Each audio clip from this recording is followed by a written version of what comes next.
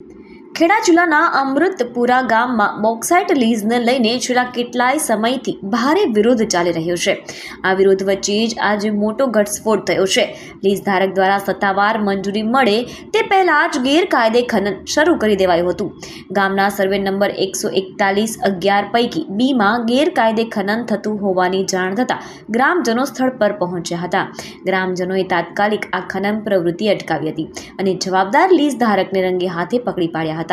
જે બાદ ગ્રામજનોએ તાત્કાલિક ખાણ ખનીજ વિભાગને જાણ કરી હતી। ખાણ ખનીજ વિભાગની ટીમે ઘટના સ્થળે પહોંચીને કાયદેસરની કાર્યવાહી હાથ ધરી હતી।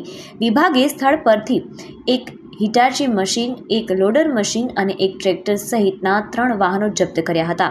આ ત્રણેય વાહનો સહિત આશરે 82 લાખ રૂપિયાનો મુદ્દામાલ જપ્ત કરવામાં આવ્યો છે। મહત્વનું છે કે માત્ર 2 દિવસ પૂર્વે જ આ લીઝ અંગે લોક સુનાવણી યોજાઈ હતી, જેમાં ગ્રામજનોએ ઉગ્ર વિરોધ નોંધાવ્યો હતો। વિરોધ છતાં ખનન પકડાતા સમગ્ર વિસ્તારમાં ચકચાર મચી જવા પામી છે। હવે જોવાનું એ રહે છે કે ગેરકાયદે ખનન કરતા સામે કાયદાકીય પગલાં લેવામાં આવે છે કે કેમ।